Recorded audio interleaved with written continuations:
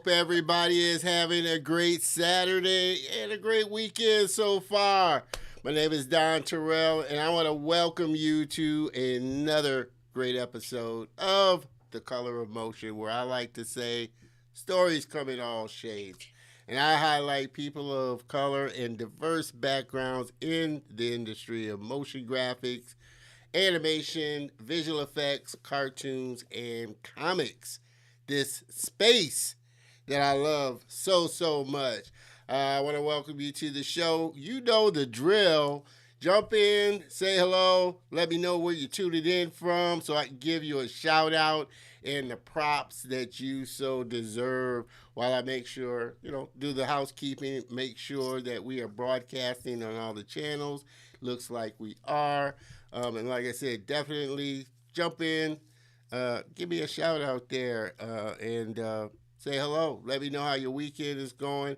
Super excited about this episode. Been looking forward to it for a long time, and I know you will enjoy it as well.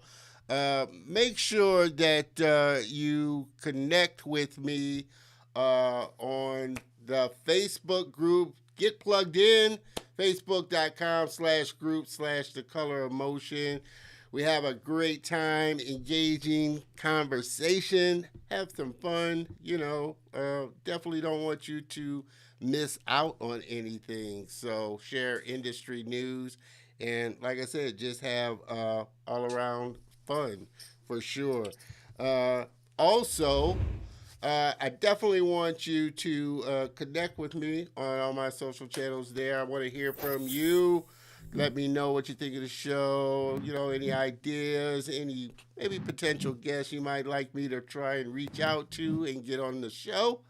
So you can definitely reach me there as well. Like I said, we're broadcasting to LinkedIn, YouTube, and the Facebook groups and pages.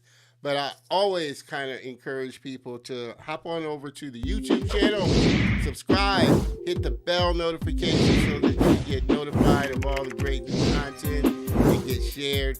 Check out all the other past great episodes. See who we've had on. We've had some great guests on so far. And comment, give a thumbs up. That definitely helps the channel. And super excited about the great new content that's going to be coming up. So definitely be a part of that for sure. Like I said, I'm super excited about the Color of Motion this year and what we're going to plan. So definitely want you to, like I said, stay connected. We're trying new things. Definitely want to hear from you. Can see you over here. Always like the show. Like I said, the little behind the scenes, back end, how I put it together. I always think that's kind of interesting. Maybe it might be interesting for you, but definitely enjoy it. Like I said, we're trying some new things here. Also, if you want to support the show, hey, I love a great cup of coffee.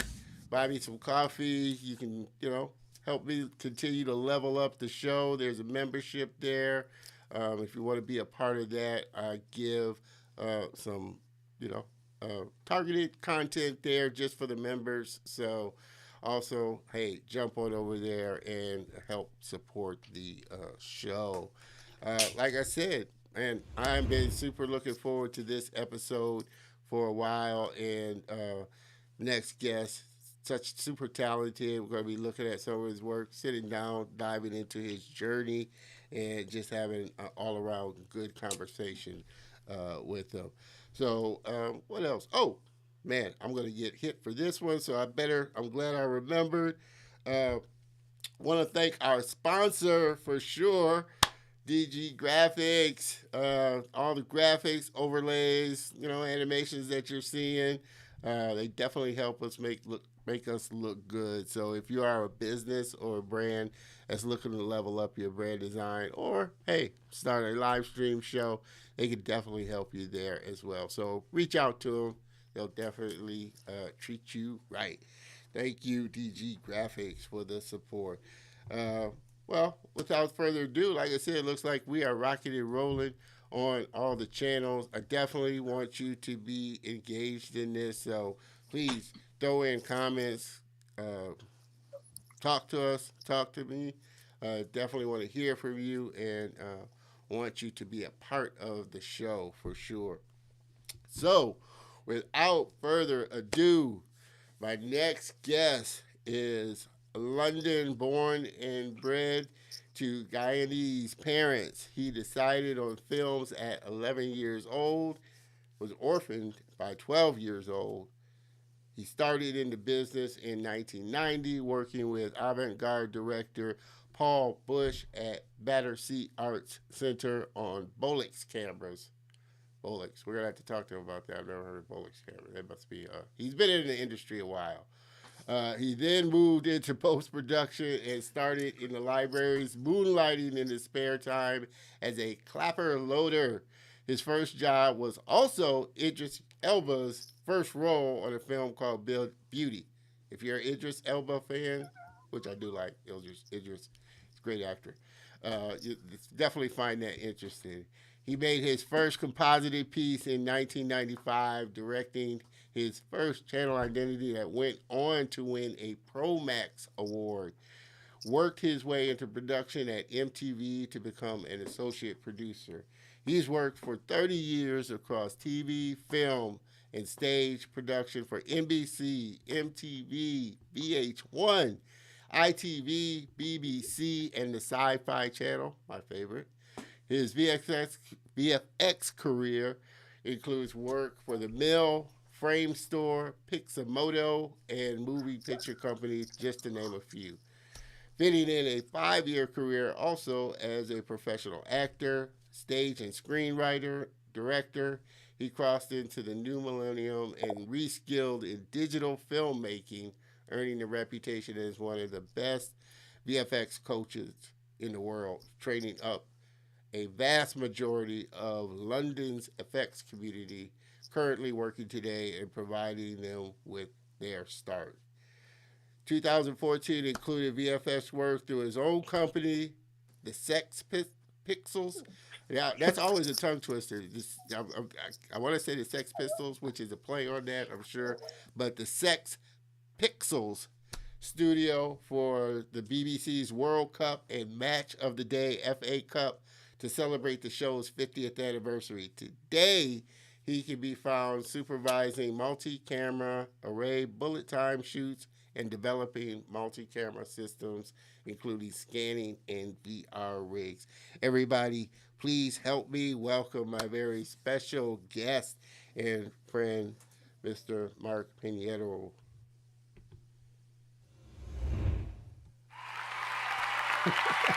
Oh!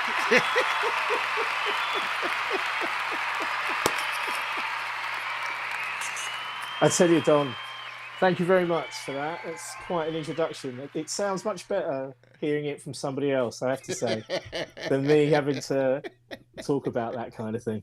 How are you today? I am great. How are you, sir? Yeah, I've kind of been looking forward to this chat. I have no idea what you're going to hit me with. It's because it's going out live. Like, normally a little bit of prep is good, but let's see where it goes today. I know. Everybody kind of, some people like different. But I'm kind of, even, like I said, and I tell people this, I do have base questions, which are general base questions, but I like, because I never know when you might answer a question that just pops another question in my head that I hadn't thought about. So I think the show is freeform, but trust me, like I said, if there's any question that you're not comfortable with, we'll keep it fast and loose. We'll see how it goes. Just raise your hand and say, hey, I can't answer that now. I'm cool, good. Man. We're good. We are good. We're good. Mr. DeMille, downtown DeMille, appreciate you tuning in. Super excited about your episode next week. So looking forward to that. But, man, I always appreciate you supporting the show. Good afternoon, Don and Mark. Yes, this is going to be a good one there. My first question is really, what is it about VFX that, you love? I mean, why do you love this industry and the work that you do?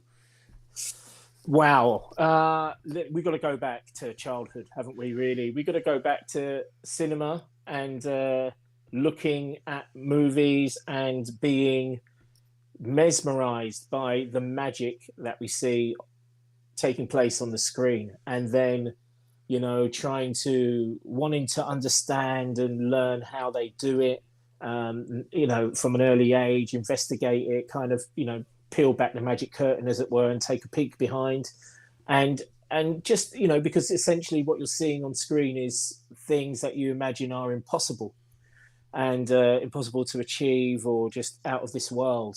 And that's always been a bit of a drive for me to kind of take a look at how those things are made, get behind the scenes, work out how it's engineered, and then be able to do it myself, I suppose, so that you can entertain and communicate ideas, have that kind of control. I think that's the kind of thing that happens from an early age. And then obviously as you just grow up and continue taking a fevered interest in anything you can find that talks about how it's made, filmmaking behind the scenes. Yeah. And just suck that information up as much as possible, really, so that you can put yourself into a position to do the same thing. Yeah.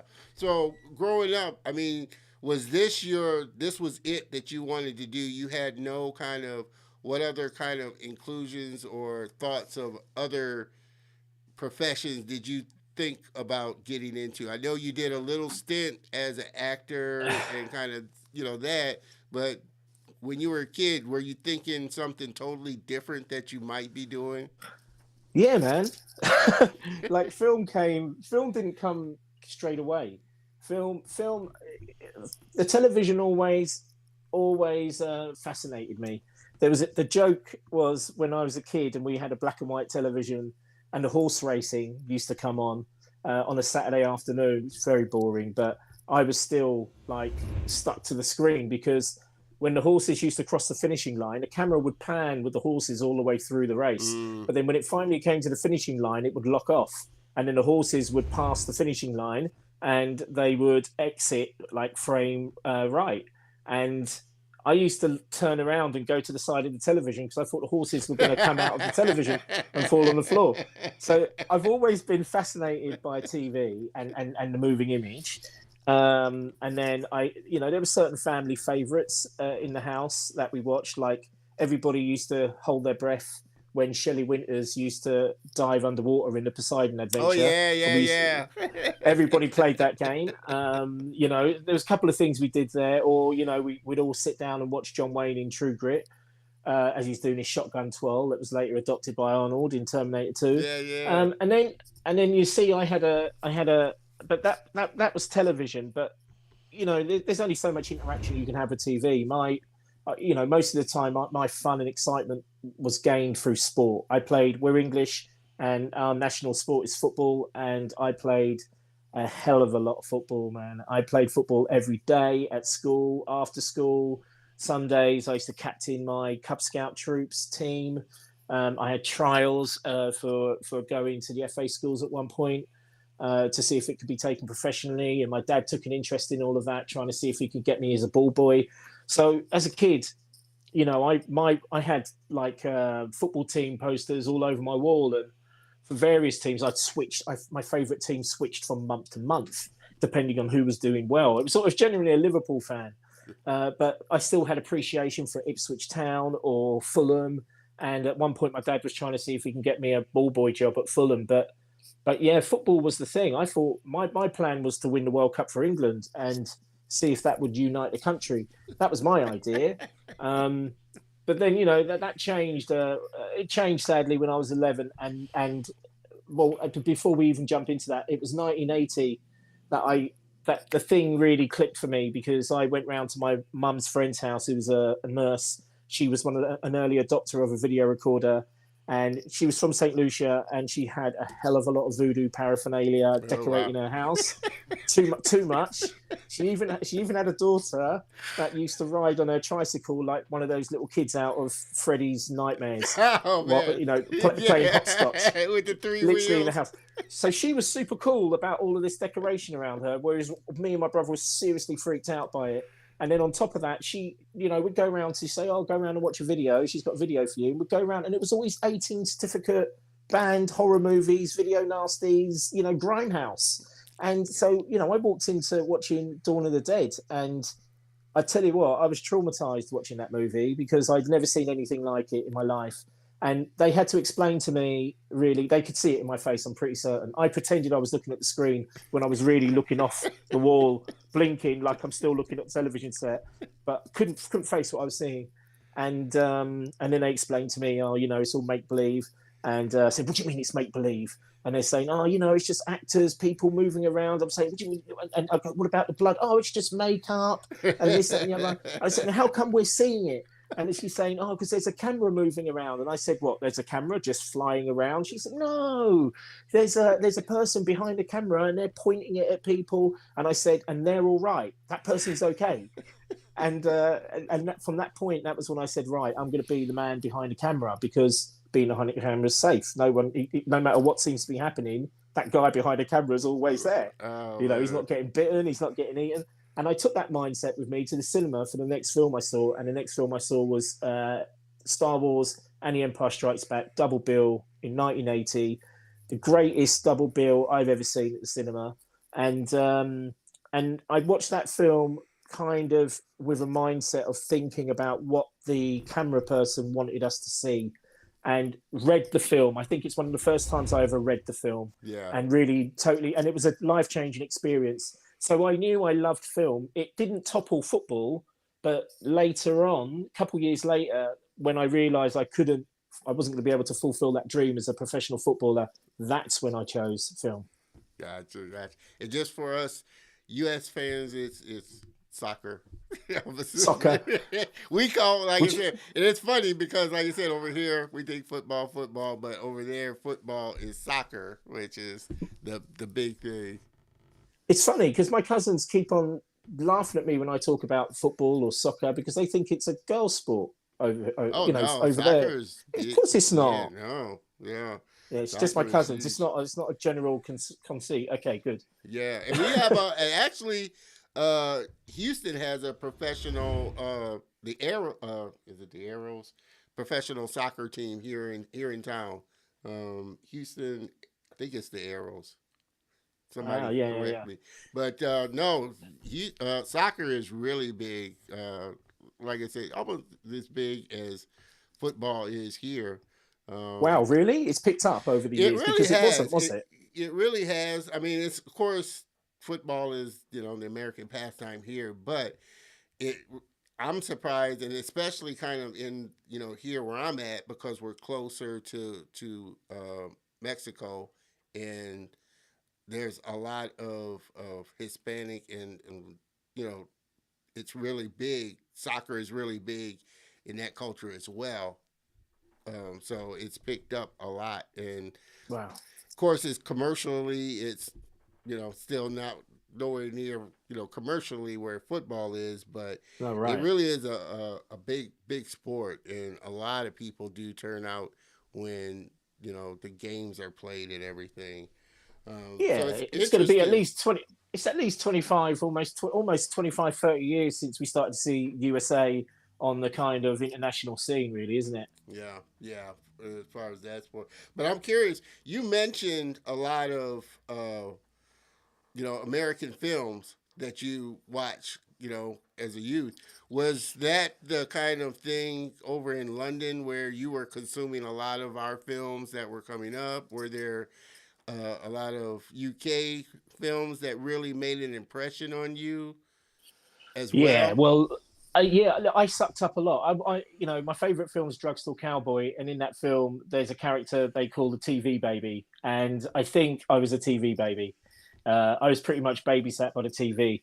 I did have we had one of those TVs like you see in Mad Men with the 4 spiked legs that would stand up, you know. Yeah, yeah. So it was self-standing. And I remember, like, even when I was 4 or 5 years old, I used to ask that TV was brought into my bedroom as a black and white TV to watch the football on a Sunday if the family wanted to watch a family piece. And then, you know, I watched a lot of TV drama over here. We have a TV series called Tales of the Unexpected, which is a kind of macabre, supernatural show written by Roald Dahl, and it's always got a twist ending.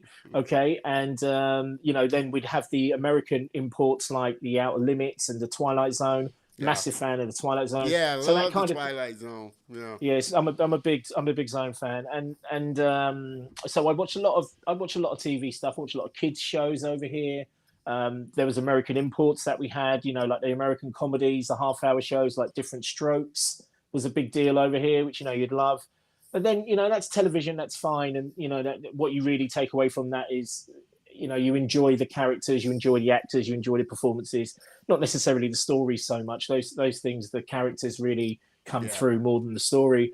But the films, yeah, man. I mean, I've got this incredible memory. We could play a game at some point where you challenge me to remember the name of a film or a character from a film or something, and I'll try and recall it for you. You know, you can get the library out the book, you can get the boy out the library, but you can't get the library out the boy. Do you know what I mean? It's in there forever. Yeah, man. Listen, I watched a lot of American films. Anything that came on. My dad was a big John Wayne fan. We loved the disaster movies over here. Meteor was the first film we ever saw on our first color television. So that was fantastic. Yeah. And then, you know, with the cinema down the road for me, you know, I got to see quite a lot of, you know, I got to see the Supermans and the early Star Treks and the you know, the Star Wars. Yeah. At the cinemas when they first got released. So, and right next door to that was a video shop. So listen, I consumed myself with film, or it consumed me, one or the other. No, actually a good thing. And again, for everybody that's joined us, we are going to take a look at some of your work in a little bit there. But tell me a little bit about, you know, your education when you went off to finishing school and kind of what that did for you in preparing you into this industry. Okay, so yeah, it's an interesting story really, because at the time I had, you know, I was coming out of television, working in television networks, and trying to work as an independent director, working in, you know, doing documentaries, and we were doing visuals for clubs, and you know, various sort of odd bits and pieces, trying to do music videos and writing commercials and that kind of thing at the time. Really kind of skirting on the outskirts of the industry. After being in the industry, I left, and I spent about 3 years kind of being an indie guy and acting and learning cinematography and still honing skills, always learning, always honing my craft. And then things got really poor. I think by about 1999, it got really poor. I got a little disillusioned with video production just because I'd done quite a lot, you know, with regard to a CV, more than most. I had production experience, writing experience, directing experience. I was a PD, producer director. I was an associate producer. I was a screenwriter. I'd done independent documentaries. I was writing copyright stuff. I had a Promax Gold award-winning promo under my belt. Didn't really seem to make a difference about whether or not I could get through a door and get a job, a legitimate job, doing these things, you know, paid as a paid job. So it got very disillusioning at that point, and I remember I had to go back. Something popped up in Edge magazine. If anybody remembers that, I think it's discontinued now, but it's a computer game and magazine that my old flatmate used to read. And there was an advertisement in there for the National Film and TV School's experimental new department, Culver Finishing School, which was the first dedicated training centre of its kind in the UK. And the price was about 4K at the time for 16 weeks, which sounds like fantastic value for money, really, when you think about how much you have to pay nowadays for a course. Yeah.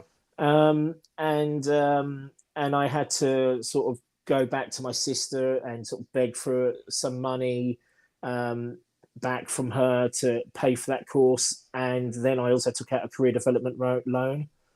And then I took out an extra £1,000, I think, on top of that. So in total, I had £5,000 that I had to spend, £4,000 on the course, £1,000 on food for 16 weeks, which I think I worked out to a budget of £5 a day.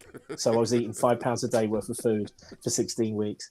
And I got on the course. Now, something that I found keeps happening with me is I see these things, they're very exciting, they're very new. I jump on it and thinking I'm going to be ahead of the curve when I learn this thing.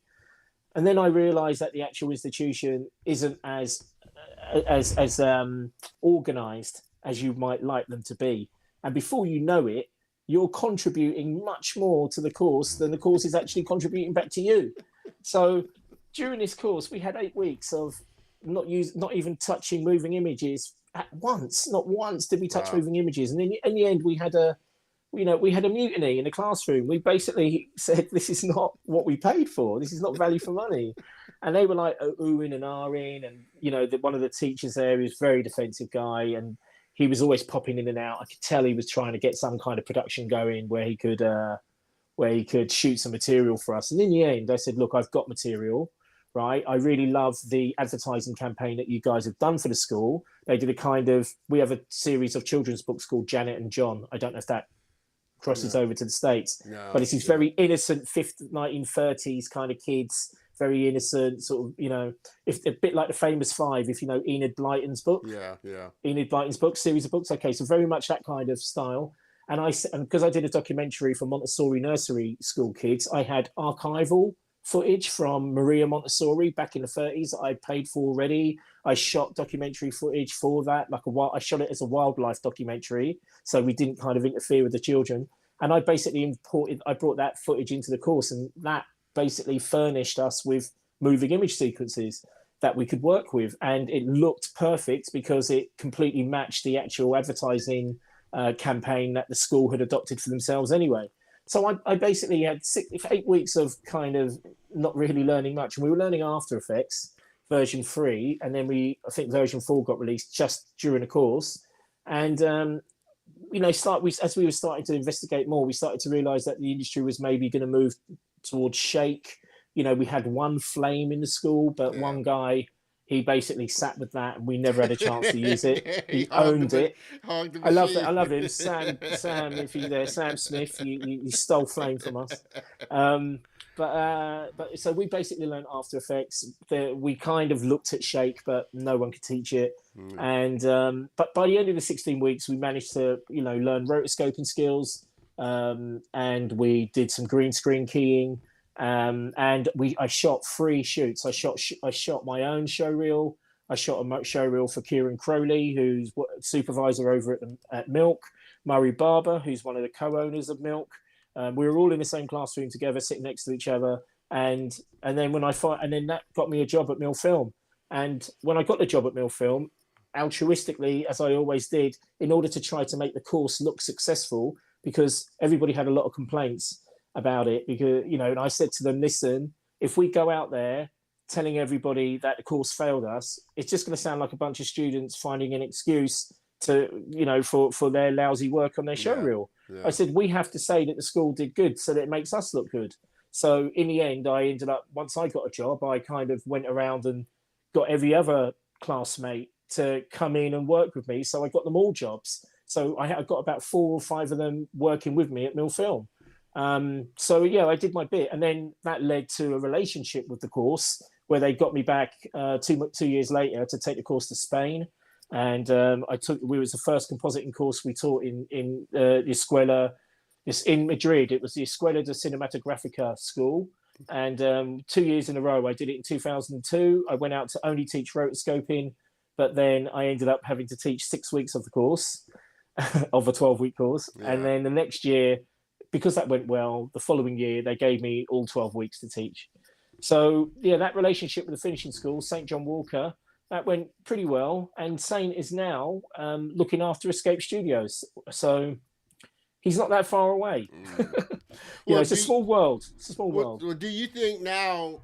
Because there are, like you said, at the time that school wasn't really providing you kind of what you were expecting. And do you think now it's different because there's so many online schools that are teaching like visual effects and really high end like Noman and some of the other ones that are teaching almost like I said basically they're studio workers. So do you think it's easier now with access for online schools that are really providing targeted, clear learning from industry working professionals that are teaching you, industry software, pipeline, and really ready, and your reel is polished, ready to go when you walk out the door. Yeah, man. I mean, look, it's a world of difference. The last 20 years has brought us in VFX training. It's a world of difference. You have to remember in 2000, most visual effects was being done on high end SGI machines. Yeah. And the software was pricey at the time. Some £500,000 for a good flame with or an Inferno with the back end needed in order to give you, fast or real time kind of workflows. And that kind of thing wasn't readily available. You can't have 12 of those knocking around, in a classroom or in a studio. You have one. And then it really, the change came in 2000 when the Pentium processor was released, because the Pentium gave us the computational power to run software.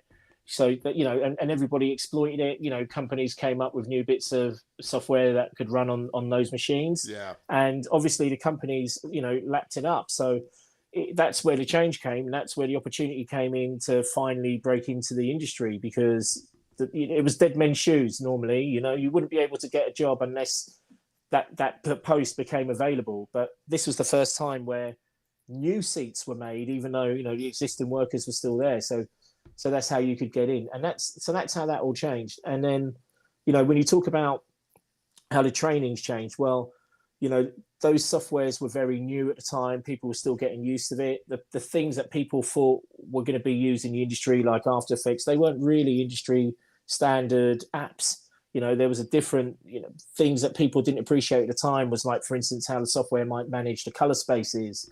And those things didn't really have great color management for the needs that we had in the industry. So those sort of softwares, they weren't really, even though people might offer you an After Effects course, it wasn't really something that will get you a job in one of these big post houses. So time had to really pass before the software kind of, the crazy world of what software to use kind of leveled out. 2001 was Shake. And then, within a couple of years, you started to get quite a few Shake training books. And if you remember back then, books were basically, you didn't really have YouTube or online. So you had manuals. Yeah. And you had black, and the manuals didn't even have color photos. They were black and white photos. And you were lucky if it had a disc at the back of it on the back cover that you could load in. Right. So you didn't really have much to play with. And then you buy the second edition, you go, wow, like they've got color photos in this book finally. We can actually see the green screen rather than a grey screen. So we had, you had to go through all of that world. And then, then I remember the Nomons were the kind of people that would have had the Shake or, the Shake DVDs. They were okay. They never really provided us with the real kind of training or the techniques and the workflows that we were using. And then I realized it was, and so, classroom courses at the time would definitely be anything else that was available on the shelf. A classroom course, you couldn't beat it. But I think by about the start of the 2010s, once YouTube had established itself and Nuke had been out there for a couple of years, we started to see a lot more online training. FX PhD came around about 2005, 2006. And there was a lot better online training, much more directed at the kind of work we were doing in these houses. And I think that's where I noticed that online might be better than classroom training. Yeah. And I didn't really feel the need to be in a classroom after that point, because I realized I was I myself was still learning and growing from what I was finding on the internet and what I was finding online.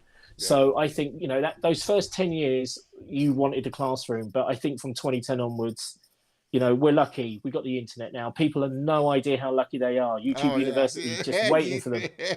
I'm telling you, and it's funny the looks I get when I talk to some young people. I was like, because as you can see, I got a little gray hair myself. So I remember the time of no cell phone and no internet, no, email and all of that stuff. And it's like now they take it so for granted that this is just the norm of how life was. It's like, no, I remember, there used to be mailboxes on every corner. You had to wait a couple of weeks before you got a response back, that type of thing. But it is such a great time, I think, for content creators because there is, like you said, the equipment is so much faster now. The software, there's so many different great software, both paid and free, open source software that's just amazing. And there's so many channels out there now to get your content out there, like YouTube, Instagram, all these channels that you can get your work out there. I mean, I don't want to mislead people too much, but I totally agree with you. Although I still think you'll be hard pushed to find a course on YouTube which is streamlined for learning. I mean, a lot of the YouTube videos you're finding are people using a training video as an opportunity to showcase and demonstrate what they know for their own showreel purposes. And, there's a lot of different motives in that. And if the motive is that, rather than making sure the person on the other end is learning the way that, they need to learn in order to get them a job, it's a different quality and caliber of video you're going to find, and I think those people know that, and that's why you still have various Patreon channels that you can get some freebies on YouTube, but if you really want the real good stuff, you still got to subscribe and pay for a course which has been properly designed with a pedagogy and an approach and a strategy to how they're going to communicate this information and how you're going to absorb it. Yeah. And teaching's a skill. I don't want to take that away from these people. Teaching's a big skill, man. Yeah, no, I agree because I have watched and I was looking at this, and it's funny you said that because I was thinking the same thing watching a video last night, actually kind of working through Blender, trying to learn Blender, and, was watching a tutorial on it, but the guy was just glossing over. You know how you watch those videos where, what the heck did you push, man? You don't know what what key command they did or anything like that. And like you said, it's a skill for somebody to really, walk you through what they're doing, why they're doing it, and what the best case use of really using it for. So yeah, I agree. It's what you say, what you just described. It's what most of them are lacking is a pedagogy, and it's there's the kind of thing, a strategy behind how you're going to communicate this information, and they don't really have that. It's a little bit madcap and a little bit scatological when they're going through things as fast as their brain remembers something. They mention it. There's no real strategy behind it, and as a student learning, you need to develop a pedagogy with those students and a rhythm. And there's a lot to teaching that these things lack, that they could do with, it's not just about learning the software. They need to learn how to teach as well, to be perfectly honest with you, because that's half the battle won. You could half some of the complexity of what you're going to teach them and substitute that with a better learning, training and teaching technique. And they would get more out of that, believe it or not. That you will teach them how to teach themselves by the end of it, if you do it right. Yeah. What was the biggest kind of learning curve for you? Was it actually learning like Nuke and some of the software? Was that the hardest thing, or for you? So I tell you what's funny, right? Because I was a client in Edit Suites from as early as 1992 when I was working at NBC Super Channel, and the way I was introduced to this is like we used to put titles over an image. And every now and again, my editor I'd see this black and white image where I'd see black where the background image would be and white where the letters were going to be. And then, you know, he'd put that, he'd do kind of an overlay or a mix, and I'd see the text overlaid over the picture he wanted to put it on as titles. And then I could see he could change the color of the text. And I thought to myself, what if the white text on the black screen, what if the white wasn't letter shaped? What if it was character shaped? What if it was an animal shape? Basically, you could put anything, you could put two images together, provided something went into the white area and something went into the black area. And that's how you could, and that was how I understood compositing at the time. And, you know, that it was that I took into making the promo that won the Promax Gold. It was one of the first, if not the first Promax compositing promo that VH1 had done at the time. No one had done it before. And I wasn't even a member of the promo department. So they were really jealous when they saw me pulling this off. And they were like, why did you give it to him? We're working here, slaving ourselves away, and we don't get a chance to go off and make something. And it's like, well, he didn't, first of all, he did it himself and he didn't ask any money. And there's an editor who basically liked his idea and said he'd support him. So that's how that worked. You know, you guys want money. He didn't want any money. And it went up against BBC, ITV, Channel 4, went up against all these big boys that had spent loads of money and still won. I think just on the basis of the idea. So I had I had compositing in my mind, and I understood how the process worked. And it was really just a question of translating that to an application, a piece of software that would be a conduit for you know, using that in that way. You know, up until then, I was doing it with videotape. You know, I was literally doing it as an editor, using basically compositing. Instead of putting text on an image, I was putting other images on top of images in the same way you would use text overlays. And so, you know, it was kind of tricky. See, I suppose what it was, I mean, I was messing around with a bit of music before then. So I got introduced to the timeline, and the timeline really, when you think about it, is the common denominator between so much software, whether it's video editing, compositing, or even audio. Yeah. So that familiarity with a timeline helped me to step into something like After Effects. And it really was just a question of trying to get my head around it. And the big thing was, and the big thing for anybody learning compositing is there's one lesson which must be taught. And in my opinion, it must be taught at the very beginning of the training. And it's the lesson where you get underneath the bonnet and you talk about pre-multiplication. And if you talk about that and you explain how, you know, how the actual software is managing the composite, it will give people so much clarity in understanding how to do this, rather than sort of jumping in and doing demonstrations and making things look pretty really quickly. Don't worry about that. Yeah. You know, get underneath the bonnet and get with the maths, and don't be afraid of the maths, which a lot of people who jump into this visual-based kind of discipline, you know, they don't want to do maths, they don't want to do writing, they want to work with images. But unfortunately, that first day should be a maths lesson, I'm afraid. And it will help you. And if you get that under your belt, then I guarantee people it's clear sailing from there. Mm-hmm.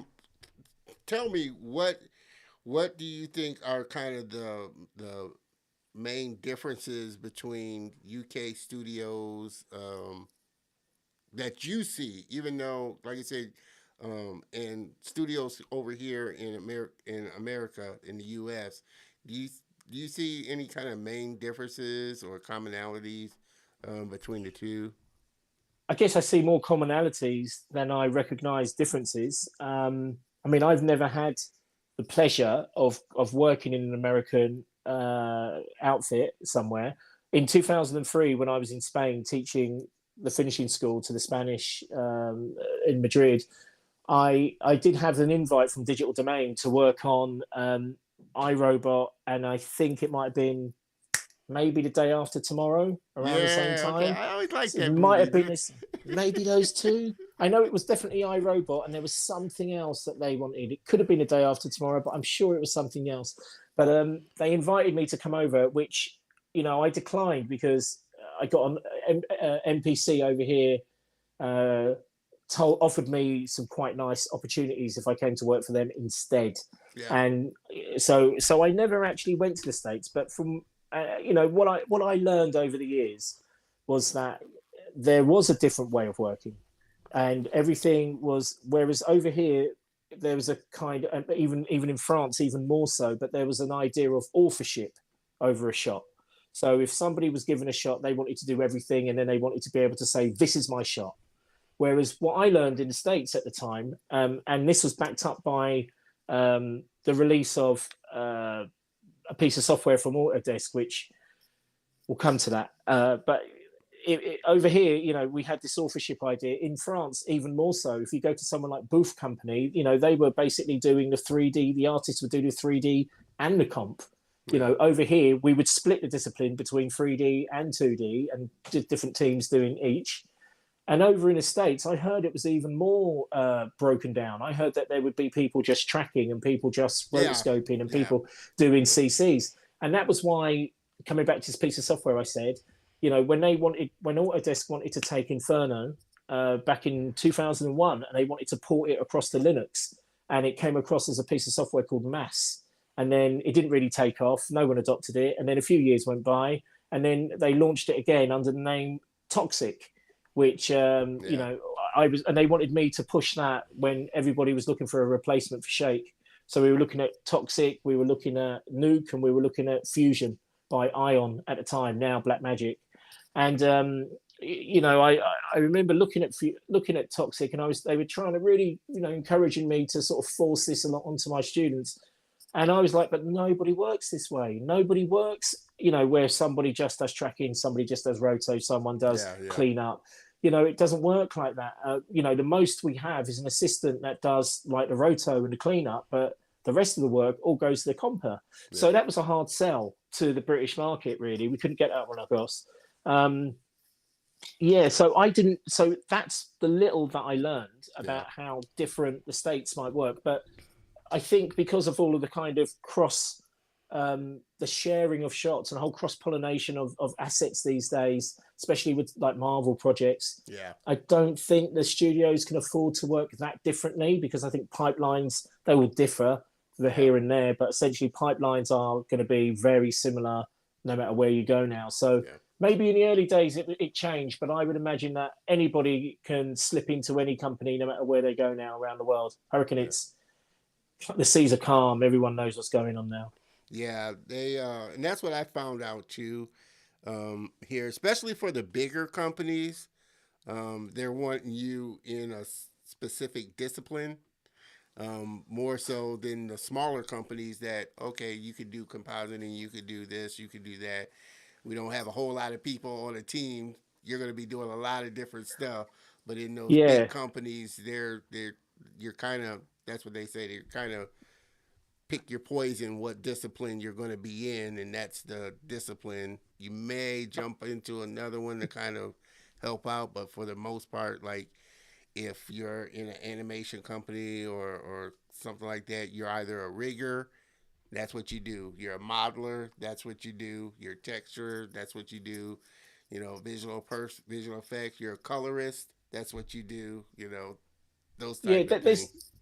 I don't think there's any way around it. I think I say that with trepidation because there's no absolutes. But in general, when you're working on a film project with a massive amount of shots, and these days visual effects shot counts are huge. They're in the thousands for most big action films and such, fantasy films, depending on the genre. And it's the only way you can streamline the production. It's really, it's the pinhole factory metaphor really applied to it. It has to be a factory orientated process when you're having to deal with a quantity of shots of that big. You can't afford everybody to be going off in different directions. It's just slightly different. You need it to really be streamlined. Everybody, in certain departments to follow one process. It's not like commercials, where sometimes you can set up a production where it still functions a bit like a commercial outfit, which you described, which is very few people. Everybody's got to pitch in and do as much as they possibly can, best skills applied wherever in the best areas possible. And you can still do that. You can still kind of go, okay, we're going to take one shot from the film, and we're going to put all of the people on this shot in one room, and then you don't have to worry about emails. You can just turn it over your shoulder. You can shout and say, I need an update on this version, or how you doing with that tracking. And you can kind of keep it small in that sense, but essentially it's, especially when time is a factor, and quality control is super important. You have to adopt a factory orientated process to produce that quantity. And I'm curious, before, and we're, like I said, everybody just jumping in. We're having a great conversation with my friend Mark Pinheiro here, and we're getting ready to take a look at some of his work. But before we do, do you prefer kind of the bigger, and you've worked on some pretty big projects and films. Do you kind of like the big projects, or the kind of the smaller type of more independent type of stuff? Or does it really matter? You just like working on a creative shot? Yeah, it's number 3, because essentially, you're pushing pixels, right? Once you start zooming in, everything's just pixels. It doesn't matter if it. I don't particularly like working on commercials, but I'm not going to say that I won't ever work on them. I do work on them. I've worked on some really nice creative ones, but I have been working much more on episodic TV stuff, and then after that, feature films. But so episodic has probably been the main thing I've worked on, and in the last 10 years.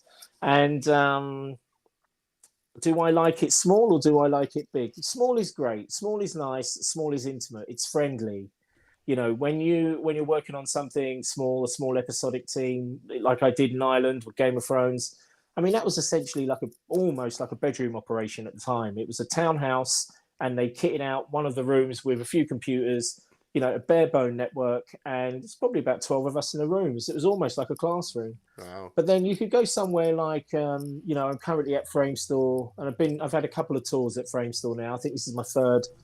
And, you can sometimes go into a massive, massive room. We're talking warehouse size, like you've got into, like they've gutted an IKEA and just filled it with workstations. You know what I mean? Yeah. And it can be, in that sense, you're kind of, I still don't mind it, to be honest, but it's not as intimate. It's not, there's a problem with it. It's not as intimate. And it does feel a little bit more factory orientated. Yeah. But, these things have changed. Like those buildings, that was an old building, now you'll go into a place and they'll still have a big open floor kind of room, still workstation after workstation, going off to a vanishing point when you go in there. But, it doesn't feel as cold or as factory orientated as maybe I'm described. It's still very much like an open office. So I don't think it matters too much these days. Who's still got a small, Frame's still got a beautiful office. DNEG have got a beautiful office. Who are the other big? Cinesight, I haven't been in there for a while, but they have really nice offices over here. Yeah. And these people are knocking out huge amounts of shots. So I don't think it matters. And also, hey, they're doing as much episodic work alongside film work. Yeah. The actual resolution of the plate used to be the big difference. But now we're all shooting 4K, 6K, 8K, whatever it might be. So there's so little difference between it now that it's hard to kind of differentiate between them. Well, I also find it, like I said, amazing.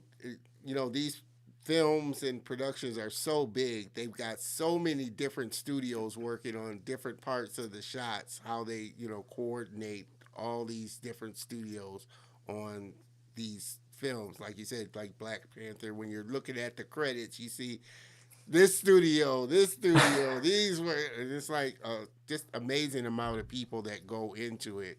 Yeah, it's huge. Yeah, you want me to comment about that? If you have a comment, if you have a comment about it, you go ahead and throw it in for sure. The way that comes about really is that in the early days, it's different now because studios are so big and they have so many different departments and they've been at the game for so long that each studio has developed a workflow or a pipeline to design different aspects of the visual effects requirements. Yeah. So, but in the early days, that wasn't the case. In the early days, some studios would be, in order to make sure they had they could confirm a slice of the pie, they specialized. They didn't try to be a jack of all trades kind of thing. They tried to be, just a master of one. Yeah. Something like somebody like DNEG, they did a lot of environment work. They did a lot of matte painting work. They did a lot of environment work. And then little bit by little bit, as the company began to grow, you saw that they started to develop an effects pipeline. They developed their own effects tools. Somebody like MPC would do a little bit of everything. They might have done a touch more. They actually didn't do as much character work as Framestore, because Framestore did Walking with Dinosaurs. So Framestore had confirmed themselves as a kind of creature company. So you knew that they had a pipeline, tools, animators, modelers, people who knew how to produce that particular. So as a vendor, if you're like the head visual effects supervisor for the show, you would immediately think, well, who can do creatures? Is it Weta? Is it Framestore? Is it Digital Domain?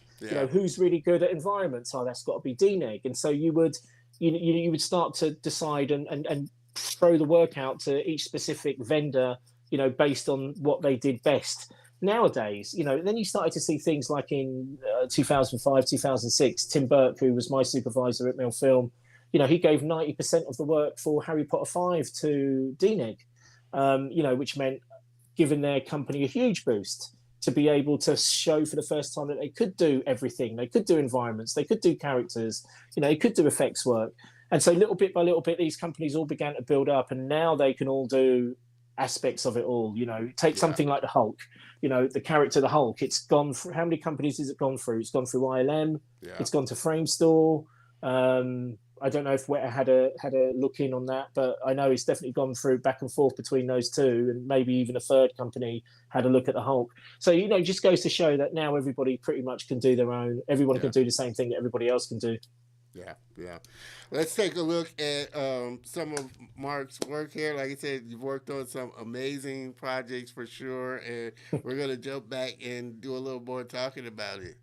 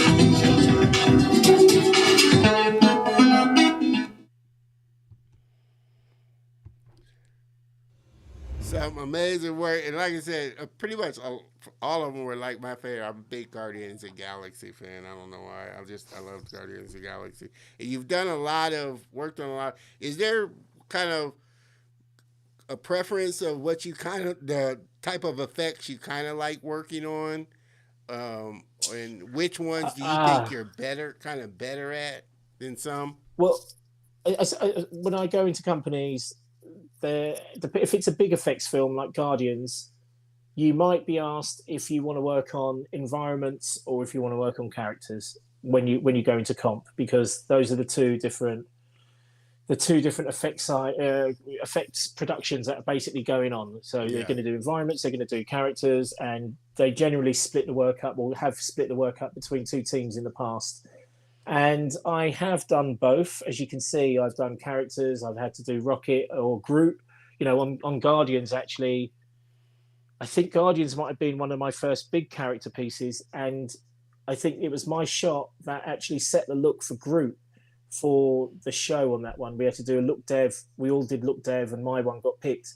So that's pleasing to say. And that characters aren't really aren't something that I do more often. I mean, most of the time I do a lot of environment work, and that's why I split that reel up into two. Because if you look at the first half, there's a lot more characters, and then after you get the Trojan horse from Troy back in 2004, we then go into environments where you can see me layering, you know, various different layers basically to build up a whole, you know, city rooftop scene. And I've done a lot of that. So, you know, even on more recently, another big one I did was a shot on Captain Marvel. So I'm very familiar with, and it's a different workflow as well. You know, when you're dealing with characters, you're essentially comping CG renders. But when you're doing environments, unless it's a fully CG shot like that, you may very well be using 2D images on cards and building up and essentially a 3D scene. But you're using the 3D workspace much more. So it really depends on what kind of which area of the software you think you might be better with. Are you good with comping multi-pass CG renders in order to create a character? Or are you pretty good working kind of 2D in Nuke, using still images and layers and cards in 3D space in order to build up a 3D scene? And I probably have much more experience on the latter doing environments. I'd say I probably have much more experience doing environments. So it's not to say I enjoy it. I mean, you know, the grass is always greener, right? You know, because you're always doing environments, you want to do characters. And those people who are doing characters think that they're better than us doing environments. So it's par for the course. Oh, Mr. Downtown, that was really awesome working on a big Marvel. Marvel's, like I said, I think Marvel's Marvel. There's going to be so much visual effects in Marvel. It's just, you can't get around it, you know, for sure. What was the most difficult? I knew that, and I knew that that's why we'd have employment for the next 10 years as soon as that started. I knew that.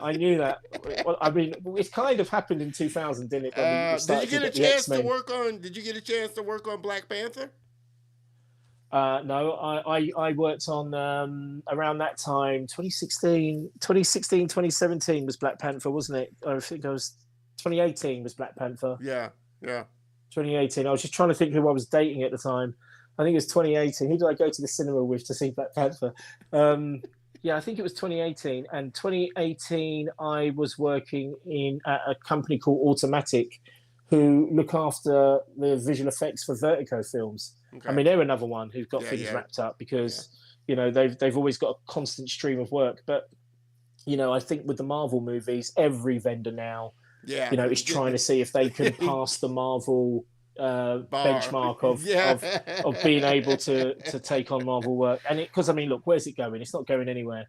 No. I knew from 2010 that we just after we finished on Hugo, we got a few plates in for Avengers in 2011. And few people weren't even familiar with what it was. And I was like, that's the future. That's it. From this point onwards, it's not going anywhere. They've definitely carved out a big slice of the pie there with Marvel. And like I said, with all the superhero characters they got, they'll be going for a long time in the way they're weaving the stories. For sure. I think DC is trying their best to kind of eat into it a bit, but, you know. Well, I think they're just rebuilding. They've had to take stock and rebuild, and I kind of like the direction. I generally enjoy a DC film. I mean, it's refreshing, you know, a DC movie. It can be much more of a traditional genre piece. You know, like they're not always the same genre. You know, we just got the Batman, and that's a investigative thriller. And you look at The Dark Knight 10 years ago, and that would have been an action thriller. Yeah. It's a different genre. Whereas Marvel, they do have a slightly more familiar formula. Yeah, they but got I think a again formula. but that's changing. I mean, I just finished working on Moon Knight, Yeah. and Moon Knight's we're going to get that premiered on March the 30th. And I'm really excited to see where they're going to go with that. I mean, we don't get to see the whole cut. We're just working on the sequences that we've been provided to that particular vendor to work on. Yeah. But from the vibe, I really like the vibe that I've seen so far. I won't say much, but and I'm really interested to see where they go with that. So, Marvel. Listen, Marvel have been doing what they've been doing since 40s, 50s. I mean, they've been at it for 80 years. Those guys know story. They know story, and they know their audiences. And I think we're in for a treat, really. Yeah. No, I'm always, and I'm a big fan, of just all kinds of movies, even the ones that, critically don't do well. I tend to like, but like I said, I'm just a, action, visual effects type of person. I love, just story. I want to kind of take a little turn into talking about diversity and just the need for more diverse stories. I think that's kind of that it's kind of been it's kind of getting to be a knock for Marvel in the sense that they're kind of, and just with a lot of movies, they're rehashing the same movies and the same kind of content and the same kind of characters when there are so many new heroes, new characters, new stories out there that people are wanting to see, which is why Netflix is doing so well, because they put out content of different stories that the typical Disney, Marvel, Sony, all these studios are putting out, because people are crying out for different characters, different stories, and that type of thing.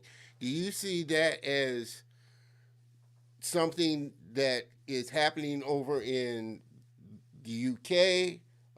And well, I'll wait for you to answer that before I ask the next question that I'm going to ask you. I mean, as far as sort of variety and diversity goes, I mean, that's kind of me taking off my visual effects hat and putting on my screenwriter hat now. And from what I recognize from my own sort of market research, and I think it's an interesting landscape. Like, first of all, we know, from the days that superheroes stuff didn't really sell, first of all, the quality in the productions were quite meager, and in the 70s and 80s, and then you might get the odd big budget Superman and Batman, which were 10 years apart, and then 10 years after that the X-Men, so we started to see these things coming out, and I think it takes a little time for them to kind of find their feet. And if you think about the different generations of those superheroes we had, the superheroes of the 70s, compare that to the 80s, compare that to the ones we had in the 90s. I think the sea change came with Blade 2 back in Blade in 1998. And then we started to see that kind of strategy of filmmaking happening with the X-Men. And then by Marvel started to really find their feet 10 years later, after Iron Man and Avengers came out there. I would have said DC were ahead of the pack by that point with the Nolan movies. I would have said that the DC movies at that point were kind of more interesting and more exciting than the Marvel movies, because the DC movies took a gamble at trying to make traditional cinematic genre pieces, whereas could say that they were films, whereas Marvel were, they might want to say that they were lots of familiarity between the productions, and they were much more kind of like popcorn movies, more lighthearted. And then we started to see, as you say, Netflix starting to take an angle where they were going to get more gritty, more adult. There was a slightly different classification that they were aiming at. They were aiming at a slightly more adult audience with some of their Marvel fare that they were putting out. And now, you see, so basically the landscape is vast, and everybody wants a piece of the audience who are interested in superhero stuff. Mark Millar's universe, I think, has been adopted by Netflix. So, the Millerverse, I think they're calling it. Now that Marvel have taken their content away, and Marvel have got their own channel now, and I think we're going to start to see a slightly new age classification warning as of this month on Marvel. So they're going to start to inform you that they're going to be, because now they have the Netflix content, they have to warn the viewers that this is now not PG, whatever, 15 or whatever it might be. Yeah. And also, you know, some of the new shows coming out are going to have a much more adult content to it. So everyone's sort of everyone's learning, everyone's growing, everyone's developing. And, you know, even take someone like DC now with the latest Batman film, very interesting direction. I enjoyed it, sort of 3.5 stars out of 5. It didn't really super rock my boat. I think I like my Batman to be a bit more exciting. Yeah. And I don't think there's a problem with the film they made. I think there's a problem with the choice of the film they made. I think, personally speaking, I think that although I love the idea of the world's greatest detective, I didn't think he fit the genre as well as I would have liked him to. And I think that I like my Batman a little bit more exciting and a little bit more action-packed. And I think he worked better in the Nolan action thriller genre than in this investigative thriller genre, personally speaking. But it's still, the thing is, it's creating variety. Nevertheless, there's a lot more variety coming out. You know, DC have got some interesting ideas. I think, you know, where Marvel are going, I think it's super exciting with the sort of range of characters. They're not the obvious characters that all, you know, the big sellers. Sure, you have your Spider-Man and such, but we're getting a lot more kind of second and third tier characters coming out, which maybe didn't make as much of an impression on the comics, but now they're going to start to really come to life on the screen for the first time. So I think it's going to be interesting. And I mean, look, I'm 50 and I'm still not really, I don't get a huge amount out of the comic films, but I'll still watch them. I'll still watch them in a hurry, you know, when they come out. So there's a lot more variety coming out, and you know, it's all going to be different stables and the different age classifications. I think are going to create a lot of variety for the audience, you know, moving forward. Yeah. Well, and on that vein, I'm kind of curious because I'm assuming, you know, the news, you know, you've seen the unrest or the protest and just in the last couple of years, and with George Floyd's murder and then all of that starting to crop up, a lot of studios after that really started pushing diversity and really trying to really make an honest effort in diversity.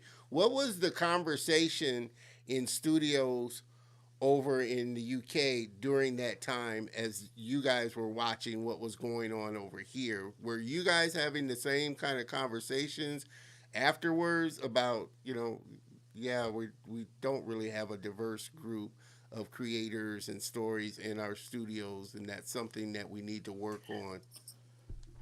That conversation, although, you know, that all happened while we were on lockdown over here, so nobody was in the studio at the time. People were working remotely. The conversation definitely occurred over here, and there were effects that came about from those discussions, which the companies themselves, you know, as far as their own policies that they wanted to promote, the majority of them became a lot more pro-diversity and in recognition of the lack of diversity that was currently, you know, visible in the industry. And a lot of the companies have been pushing for a more diverse workforce and encouraging more ethnic minorities and kind of opening the door, you know, from what was just ajar. They've kind of kicked the door open a little bit and kind of, it seems, all ready and willing to pay a bit more attention to the ethnics out there, you know, of all shapes and sizes and such, which is really welcomed because, you know, for far too long, the door was shut. Or if it wasn't shut, it was just ajar. Yeah. Or, you know, you had to kind of creep underneath if no one was looking, kind of thing, or come in through the back door. So it took a long time, and it's strange. It seemed 2020 seems to have been this amazing sort of sea change, you know, from the fact that COVID got, you know, registered as a virus or a pandemic on the December the 31st, you know, 2019, and so we kind of kicked off the decade with COVID, didn't we? From the very first day, we kicked off with it, and then all sorts of things came about in that period, and we started to see a bit of a change from the start of this decade with regard to diversity, which I find really peculiar because it's before 2020, everybody would secretly be up in arms about seeing somebody with ethnicity in one of these companies, because the general kind of thought process is that the only reason most people over here like to think that black people are stupid, and I think that's something that people like to think all over the world. Black people are stupid, they're ready to be exploited, and etc. And that seemed to be the general consensus over here for a long time. And if you found yourself in a company, then most people would be really up in arms about it, really disgusted about seeing you around, seeing you in there as if you've somehow robbed a much more qualified white person of that role. So essentially, everybody if you got in there, you didn't deserve to be in there. You got in there because of some equal opportunity scheme, what you guys call affirmative action. Affirmative action over here. Yeah. So basically, that's what we're fighting. That's what we've been fighting for the last 20, 30, 40 years. Like if you first of all, they're surprised you got in there because there's so many dastardly schemes and strategies and kind of things that go on behind the scenes to kind of prevent people from moving forward, black people from moving forward out of schools into opportunities, and so there wasn't much affirmative action happening in the last 20 years. I mean, proof is there. There was nobody working. There's barely any black people working in the industry over that period. And yet people would still be really angry about all of this affirmative action, all of this equal opportunities. But then come 2020, now there really is a positive drive by the companies to do this, and nobody's saying anything. No one's complaining about anything. They were complaining about it when it wasn't happening, and now they're not complaining about it when it is. It's a joke, because I think for that period they knew that they were just exaggerating the severity of the problem. That the problem, there wasn't really that much affirmative action or equal opportunities.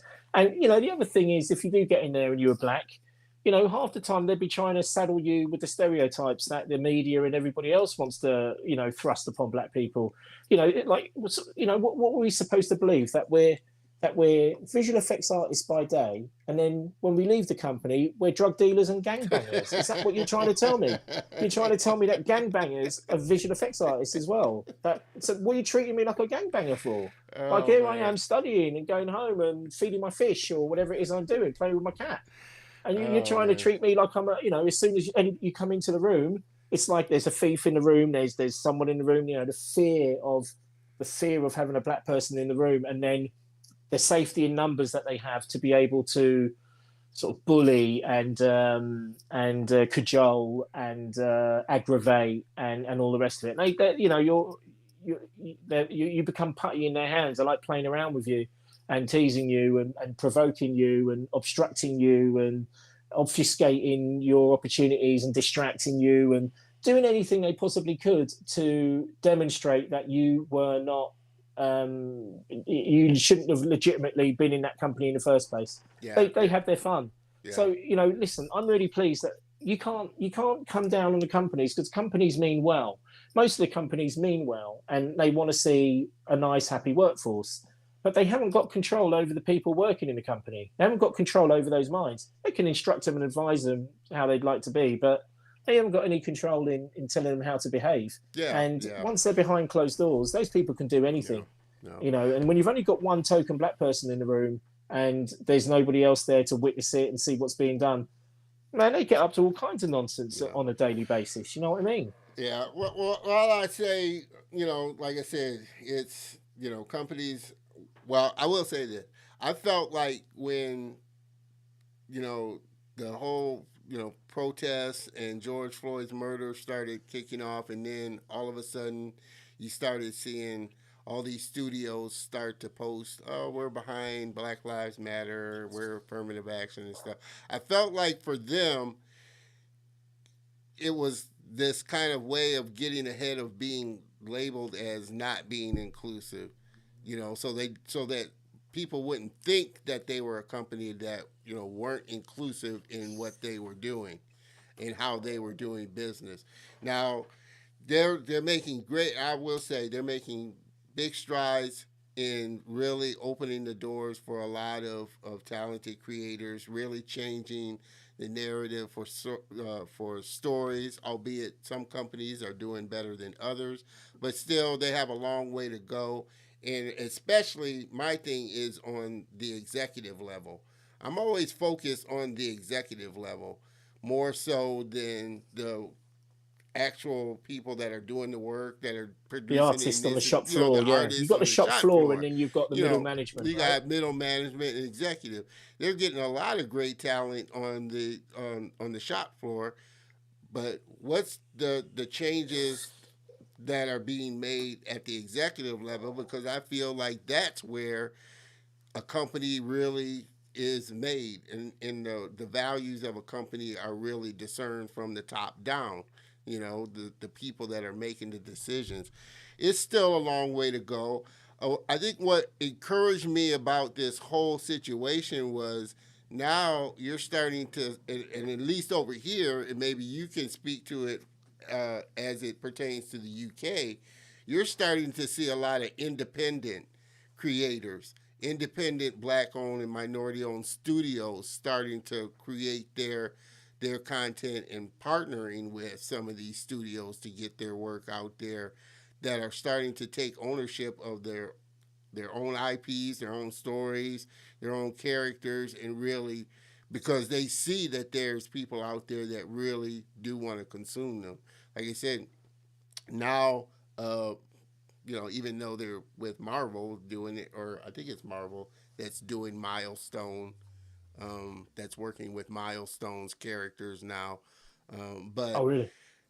yeah, I think, uh, geez, Reginald Hudlin is backing and working with the Milestone characters that Dwayne McDuffie created, and I think they're doing it through Marvel though, Right. if I'm not mistaken. But you do have a lot of independent creators. I've had on a lot of independent creators on the show that are creating their own characters, and now that you've got these channels out there to get your ideas out there and your stories out there.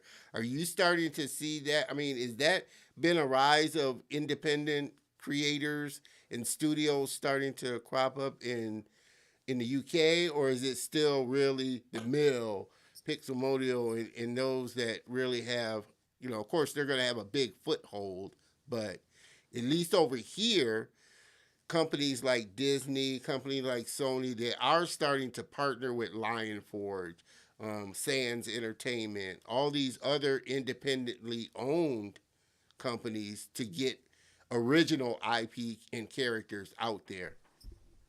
That is super interesting, man. That really is, because the answer for me, and I've got my eye on everything, not just from the visual effects level, but as I say, as a writer, we're looking at generating ideas and IP that we think can make an impression on the market. And I have not, in my experience, seen any big companies teaming up with smaller independents in order to support diverse storytelling and push that kind of thing to the screen.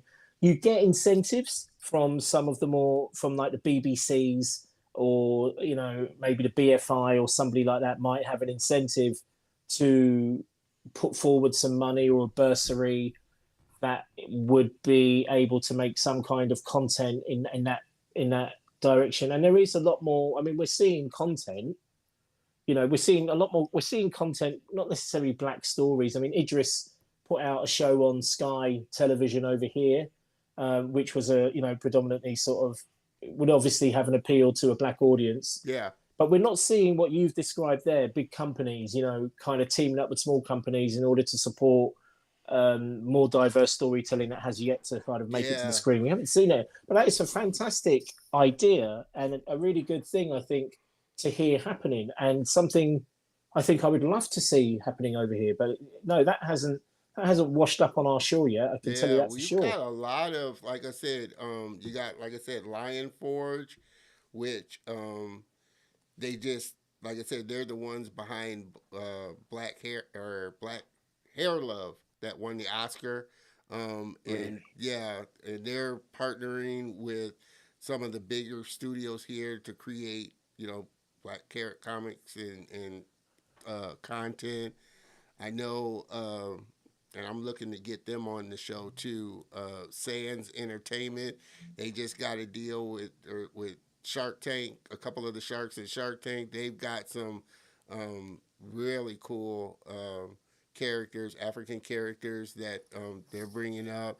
So, and then I've talked to some like Hispanic studios that, like I said, are Hispanic owned that are partnering with Nickelodeon and some of the other studios to get stories. So I think they're now starting to because, like I said, we've been crying for different characters. While we love Disney, while we love all the older style stuff, the younger, you know, generation coming up, they want different content, and especially diverse characters. They want, or diverse people. We want to see characters and stories that reflect us.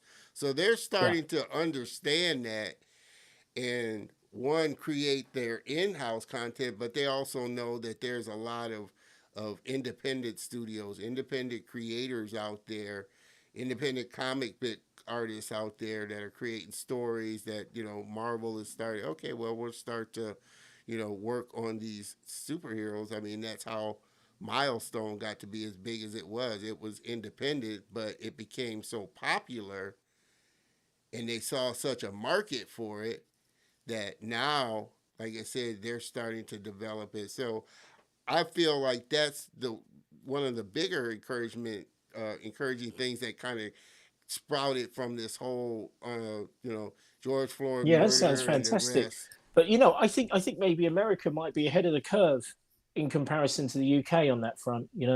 I wonder if maybe there are more production companies, more diverse production companies, maybe more sort of black-based artists involved or mindsets involved, or as you say, Hispanic or Oriental.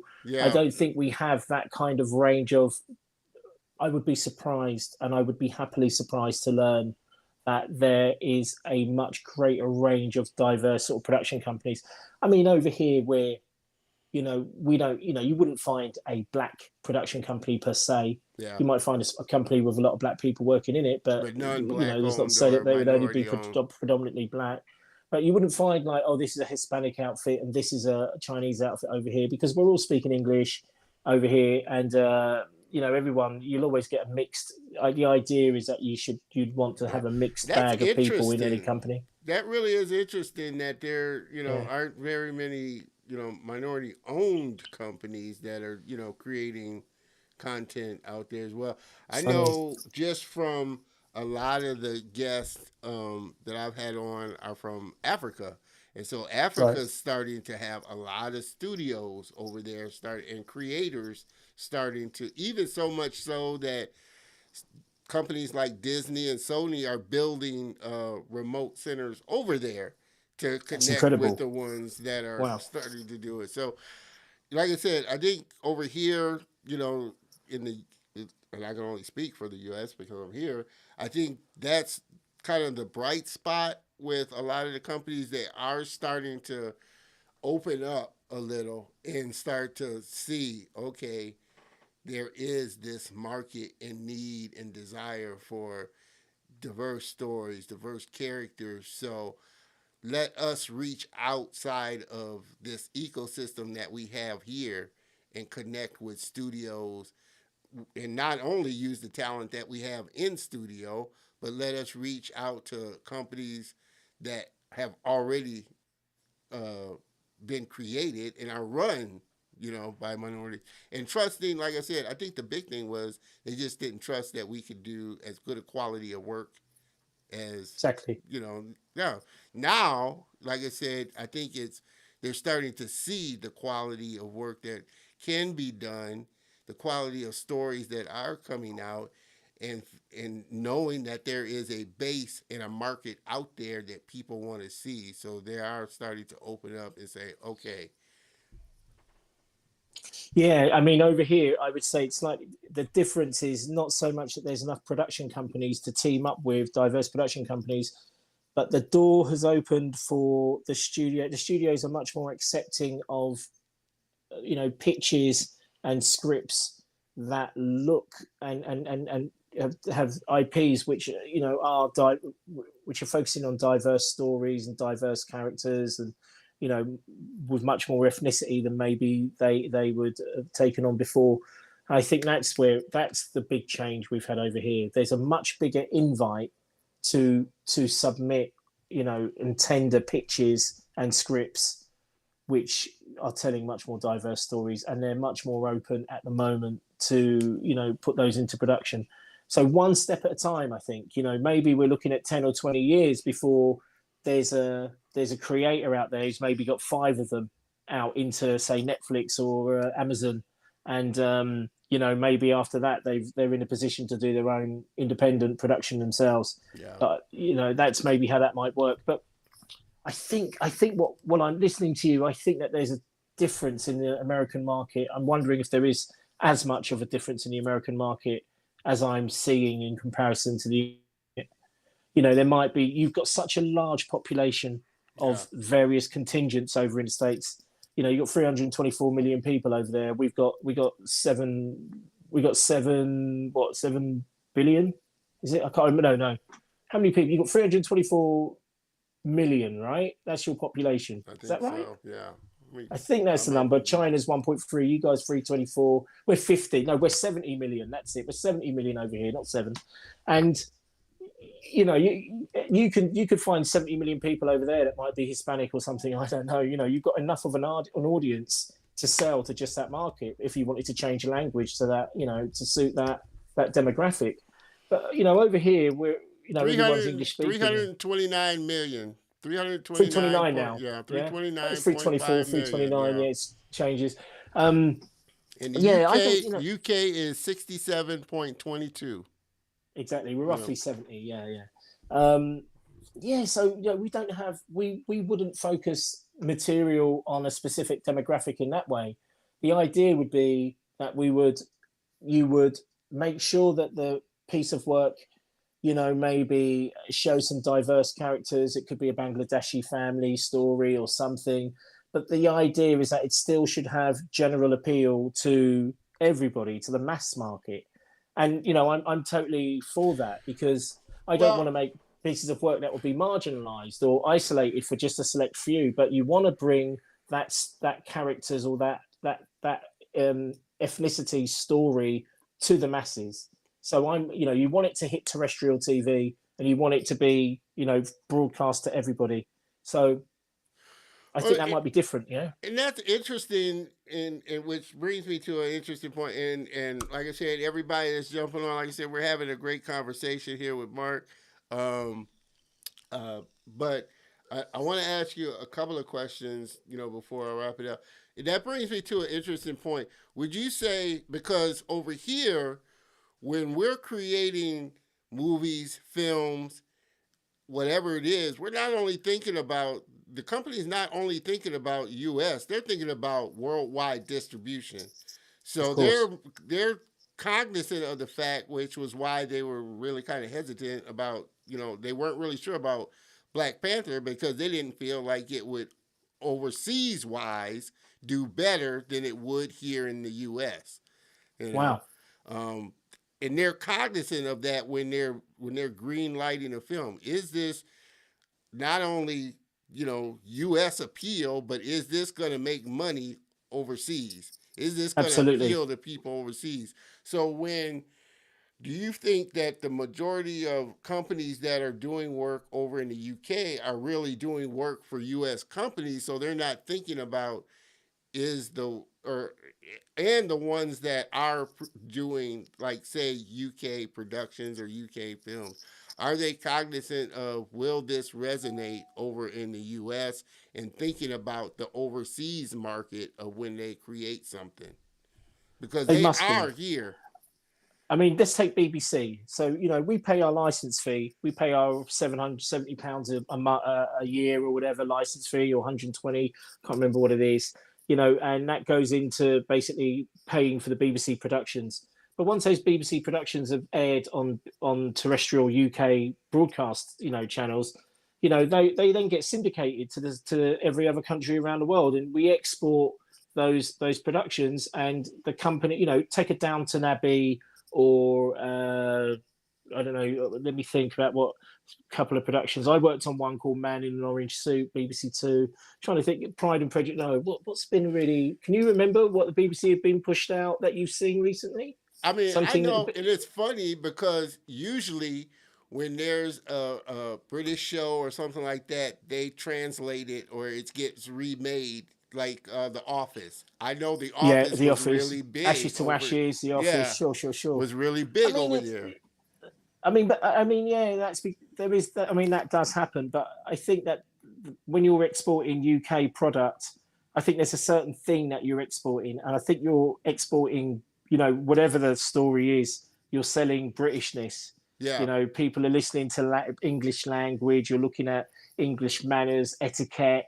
A bygone era when the world used to be a certain way because we got so much antiquity still around. yeah. To be able to make productions and film those in.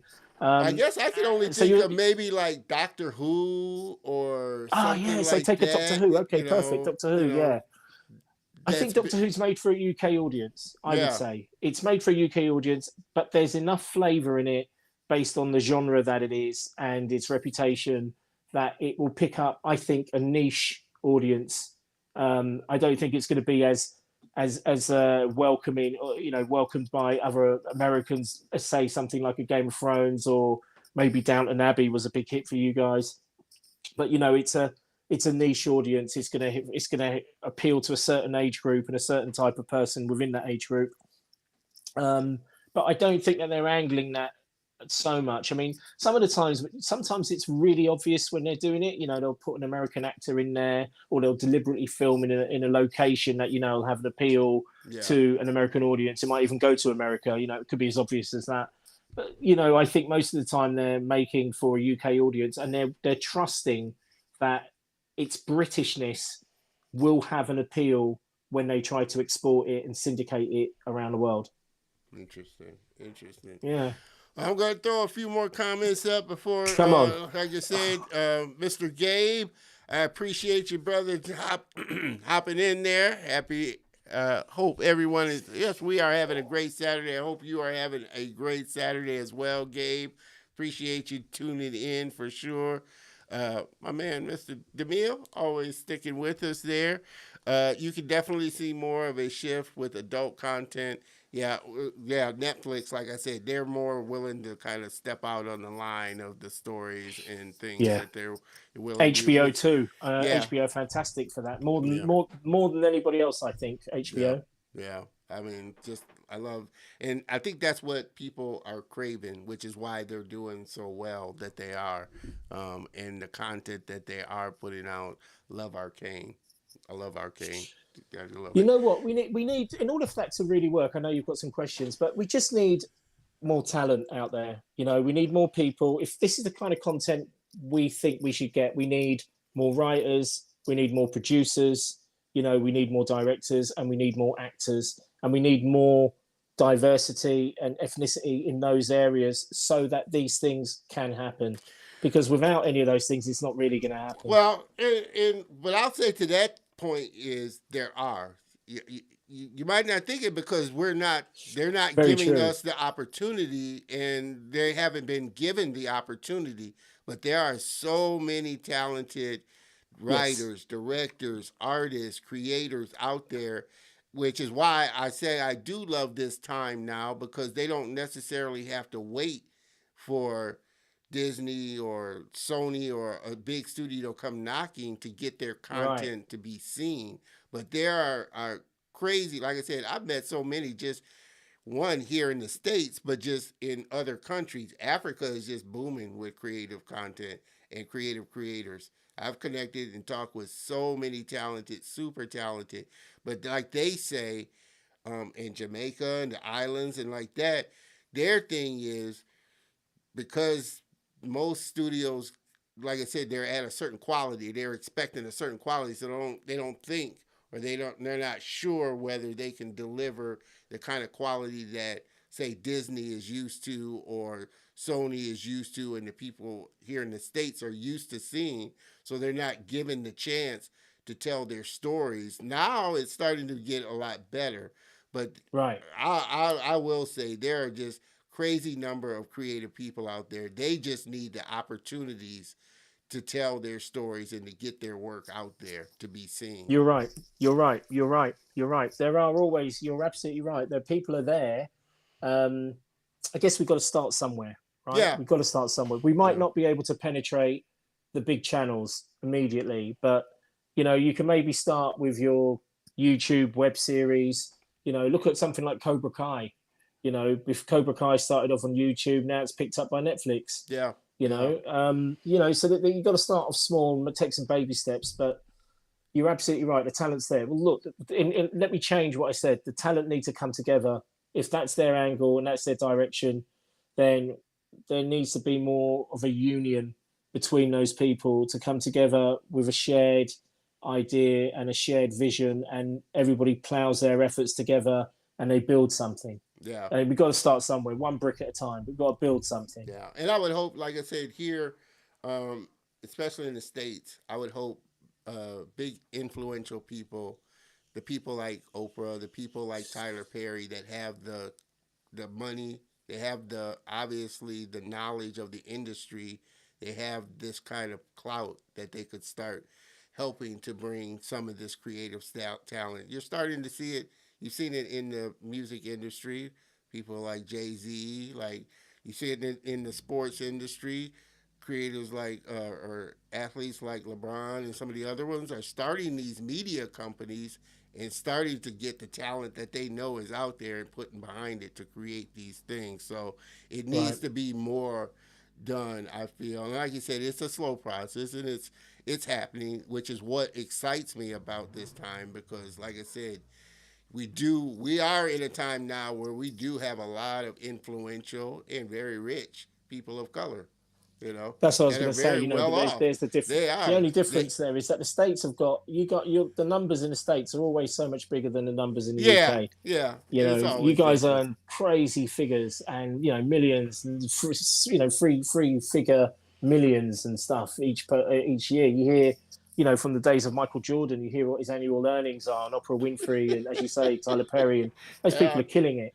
We haven't got anybody over here of that level, who could actually say, listen, I can finance a film studio now. We haven't got anybody over here who can do that. So, not that I can think of, but interesting thought. Maybe Idris will get there one day. Maybe Idris is on his way. Well, I mean, and it's interesting you say him, because he is really big over here. I mean, everybody loves Idris. I mean, everyone loves Idris. I just saw what was his latest movie? The Harder They Fall. Yeah, right. Great Netflix movie. But I would hope that, like I said, as he starts to build his clout and his influence, that he will, and I'm sure he will go back to the UK in his place and really pull the talent that he knows is there, and will support it in whatever kind of. It has to start small. I mean, like I said, you don't have anybody quite there like Tyler Perry or Oprah per se, but you do have talent that's over there that is making wealth and is starting to gain a certain influence. It just takes them going back to their neighborhood, so to speak, to find and help people up. Just like it does here. It takes people going back to the neighborhoods and really having a hand up to the people that are really creating stuff. We're going to learn from you guys. You guys are basically, as I say, I think you're ahead of the curve. You sneeze, we'll catch the cold.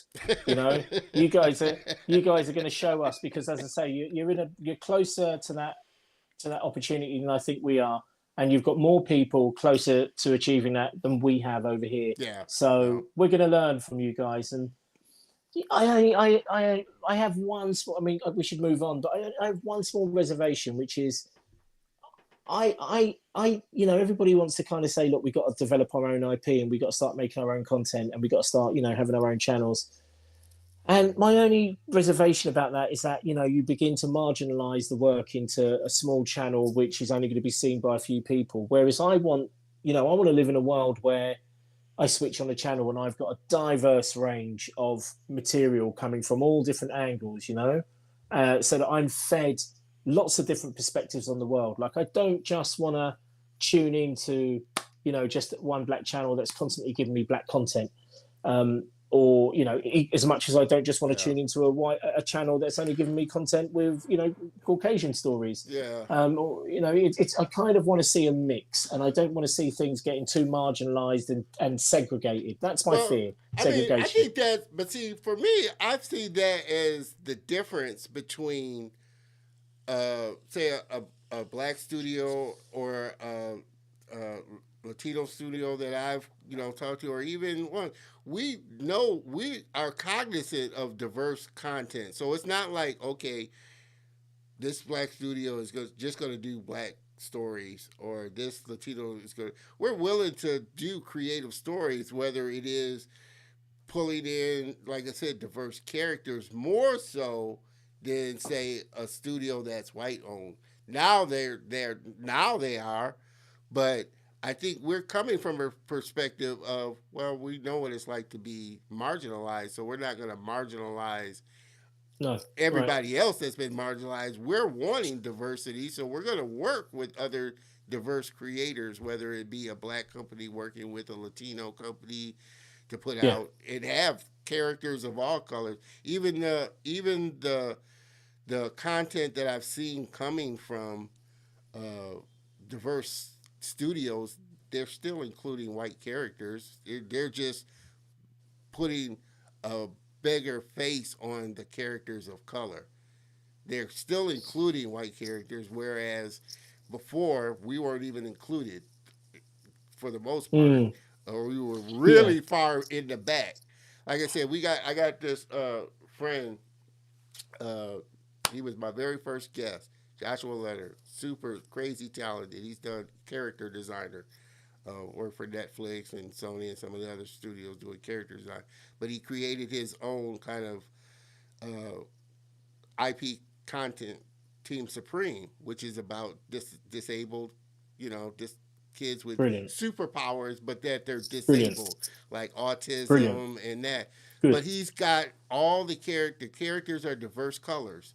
So that's what I'm good. saying. When we're creating stuff, we're still thinking inclusion of all colors more so quicker than, say, Disney would if they were putting out Snow White or some of the other Right. ones.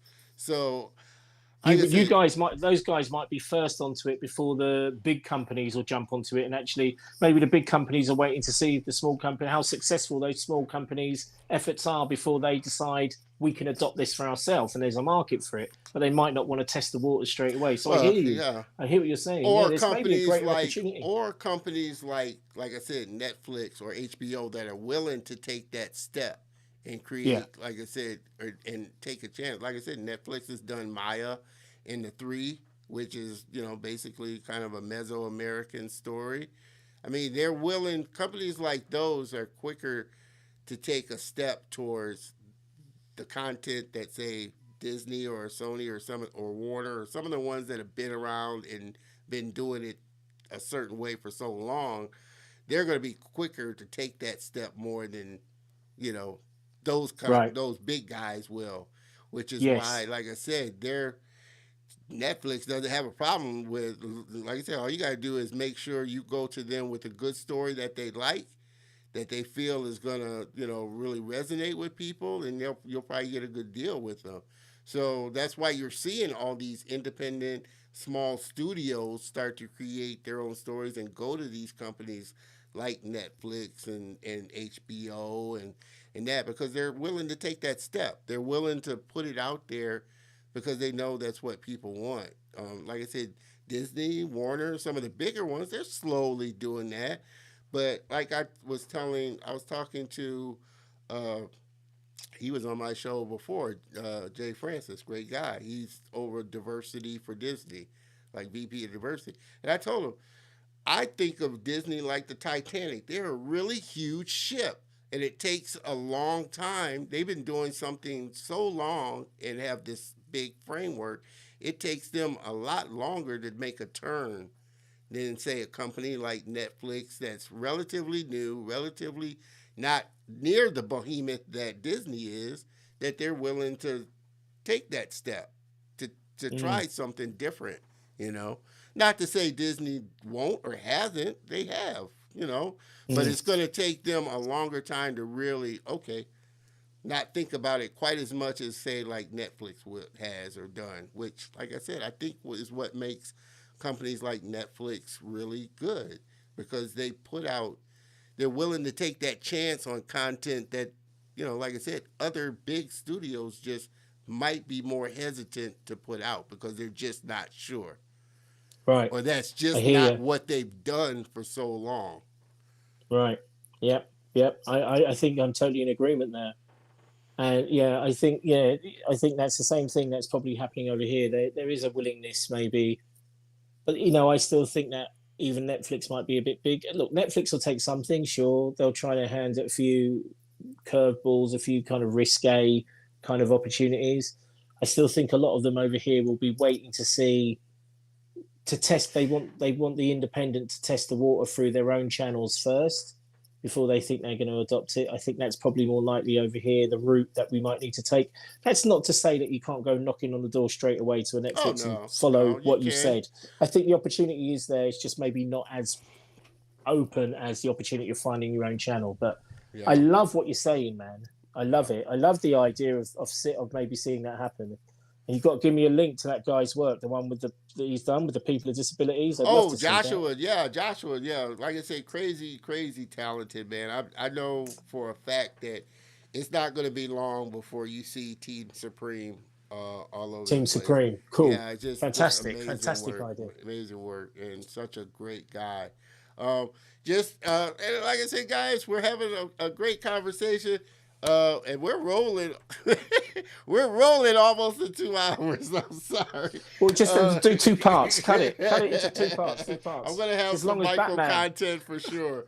But I am respectful of, like I said, your time and the guest time. I do want to ask you. Come on. One final question before I let you go there, Mark. If you could go back in time and stand in front of your younger self, what would you say to your younger self? What one thing would you kind of tell your younger self?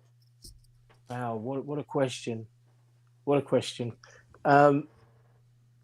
It's funny, I just watched The Adam Project on Netflix with Ryan Reynolds. Yeah, I saw that on. I looked at it. I didn't watch it, but I'll probably watch it today. I mean, that's the whole question encapsulated in that film, really. But what would I tell myself? Listen, I think my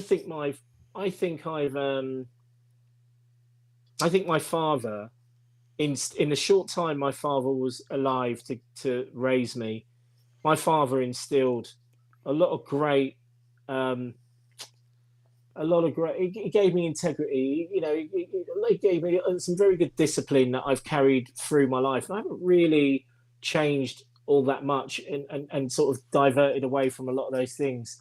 I mean, I've generally tried to keep, I try to be a very honest character, speak from the heart, speak from my, be in that way. And as a result of that behavior, I don't really have a huge amount of regrets. So there's not a great deal of things I would tell myself to do differently. There are definitely some things I would tell myself I wish that I did. That, if I could go back in time, I would change that. I would have myself do things or say some things that I maybe missed the opportunity to take at the time. I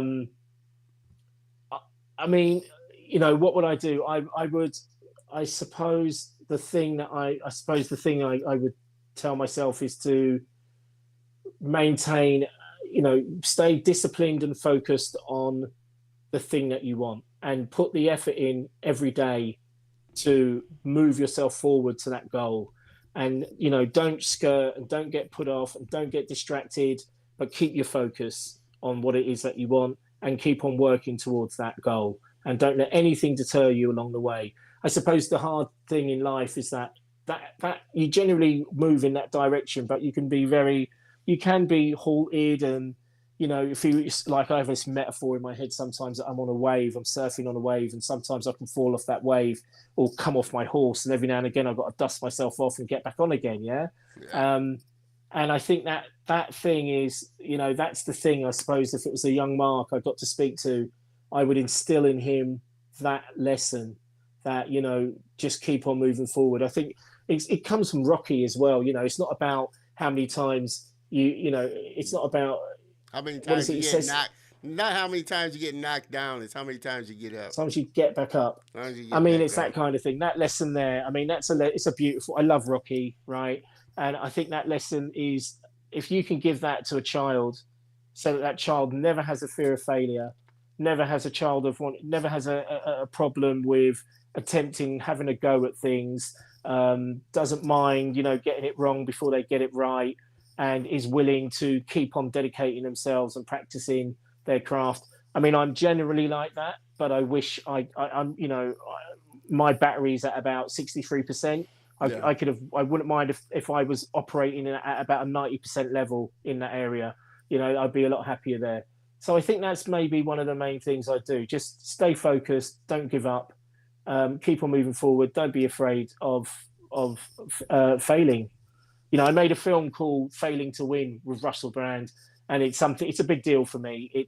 I've seen people around me crippled by a fear of failure and crippled by the social, you know, kind of the social commentary they might get because they failed at something. And you know, this thing, you can't let that thing stop you. You can't let a little thing like what people think get in your way of achieving your goal in life. You don't want to get old and live with regret. And you don't want to be some weird narcissist that wants to bore everybody and be a nuisance around everybody because he wants to tell everybody who he or she could have been if this or that had have gone this way or that way, or if they had done this. You know, you want to basically live out your life. You can't live in fear. Yeah. And I can't do that. That's not an option for me. Yeah. So as long as I would instill that into a young Mark, I'd make sure that young Mark was clear that when he, you know, keep that diamond focus on what it is that you want, and don't let that get cracked by anything. Yeah.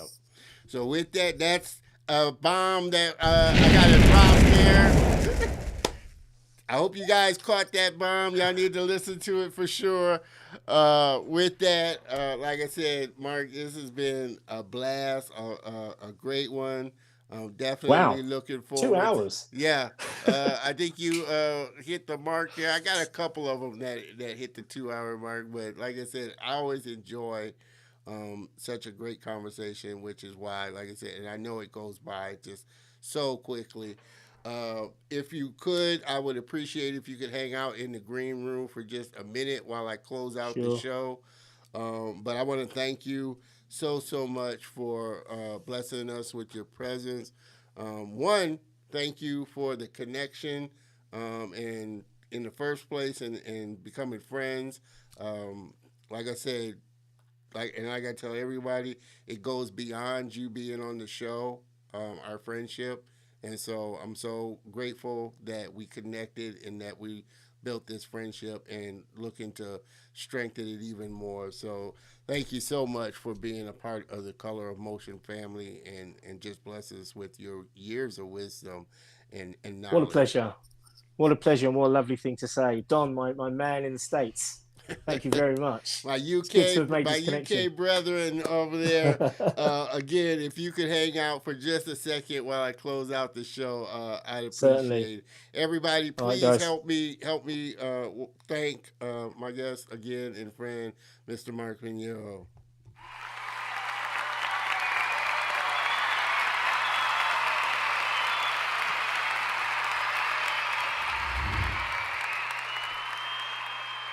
Guys, gals, man, this has been another great episode.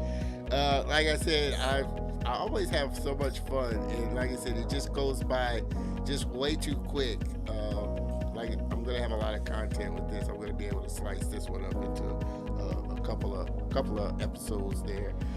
But I want to thank you, the viewers, for tuning in.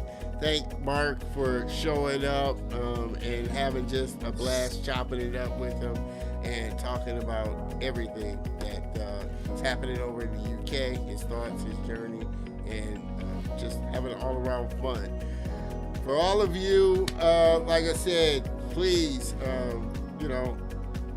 let me know what you think about the show. Make sure that you get connected into the group. Again, I definitely want you, like I said, not to miss out. So make sure that you do jump on over, be a part of the Facebook group community. Join in on the conversation. You'll find all the guests in there chopping it up, and we just have fun. And so, like I said, I want to thank you always for supporting the show and being the great guests that you are, or the great viewers that you are, for sure. Also, make sure that you tune in next week because we're going to have another amazing show. Super looking forward to my next week's guest, Mr. Demille Hunt, 3D character animator and motion designer. Man, I love the bow tie. I'm a bow tie person, so just can't wait to have him on. He was in the comments there. He always tunes into the show and just released an amazing 3D animation that I'm looking forward to showing to you guys. So with that, man, what can I say? It's been a great show. Make sure that you have a fabulous week, a productive week, and again, I'll see you same bat time, same bat channel. Everybody have a great week and a great day.